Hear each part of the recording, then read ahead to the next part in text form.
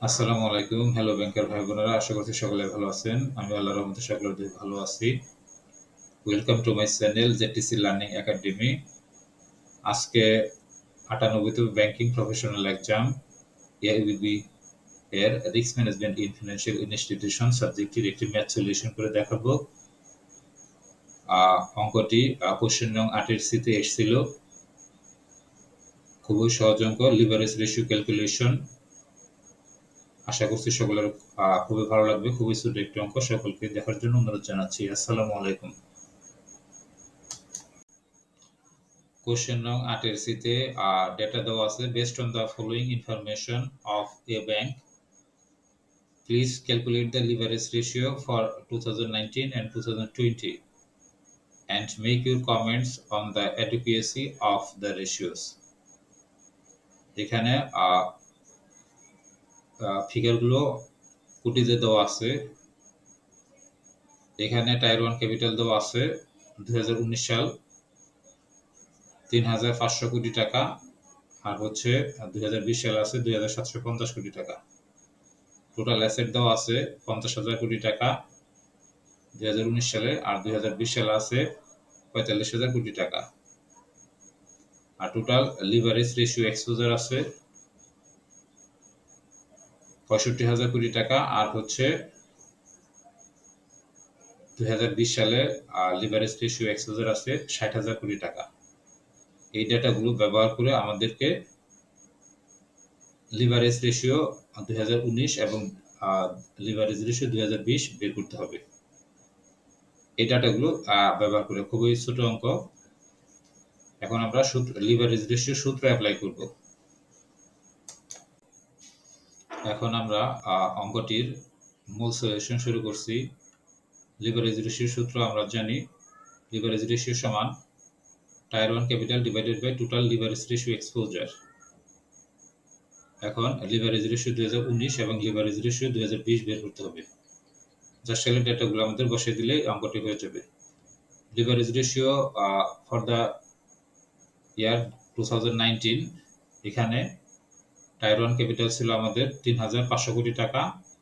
এটাকে আমরা total leverage ratio exposure 2019 সালে ছিল 65,000 কোটি টাকা।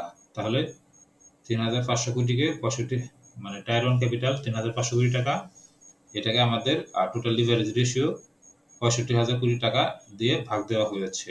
জাস্ট সূত্র অ্যাপ্লাই করা হয়েছে। এখানে আমাদের ভ্যালু দাঁড়িয়েছে 0.053846। এটাকে পার্সেন্টেজে রূপান্তর করার জন্য 100 দ্বারা গুণ দেওয়া হয়েছে। তাহলে আমাদের 2019 সালের লিভারেজ রেশিও দাঁড়িয়েছে 5.385%। এটা হচ্ছে লিভারেজ রেশিও আমাদের 2019 সালের। একইভাবে লিভারেজ রেশিও 2020 বের করতে হবে। তাহলে সেম পদ্ধতি, লিভারেজ রেশিও 2020 বের করার জন্য আমাদের টায়ার 1 ক্যাপিটাল ছিল 2,750 কোটি টাকা। এটাকে আমাদের টোটাল লিভারেজ রেশিও 2020 সালে ছিল 60,000 কোটি টাকা। তাহলে 2,750 কোটিকে 60,000 কোটি টাকা ভাগ দিলে, 60,000 কোটি দ্বারা ভাগ দিলে আমাদের ভ্যালু দাঁড়ায় 0.045833। এটাকে পার্সেন্টেজে রূপান্তর করার জন্য 100 দ্বারা গুণ দেওয়া হয়েছে। তাহলে আমাদের 2020 সালের লিভারেজ রেশিও দাঁড়ালো 4.5833%। তাহলে আমাদের 2019 সালের লিভারেজ রেশিওটা 2020 সালের চেয়ে বেশি। এখানে 2019 সালে আমাদের লিভারেজ রেশিও দাঁড়িয়েছে 5.35%, আর হচ্ছে 2020 সালের লিভারেজ রেশিও হচ্ছে 4.5833%।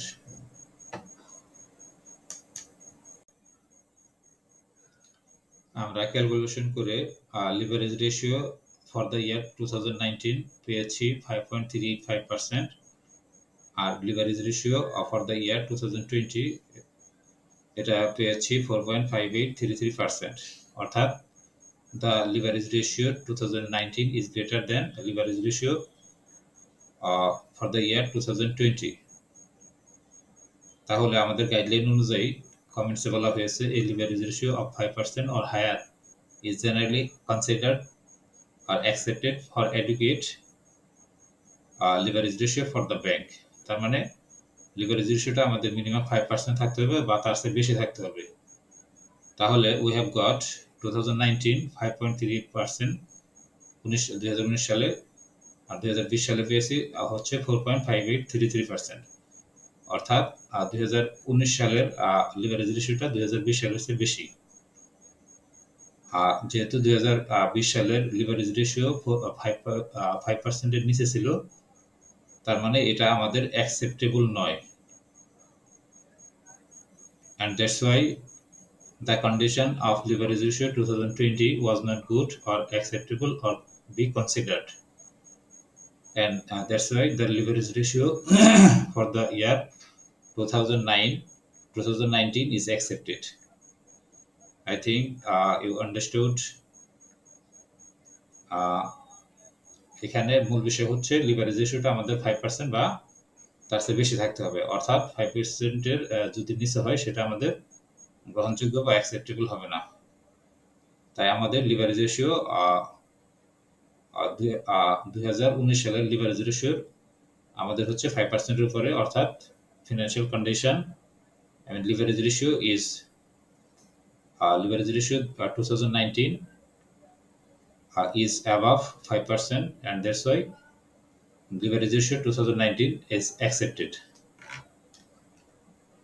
So আশা করছি সকলে বুঝতে পেরেছেন। খুবই সহজ অঙ্ক, জাস্ট একটা সূত্র দিয়ে দুই সালের রেশিও ক্যালকুলেশন।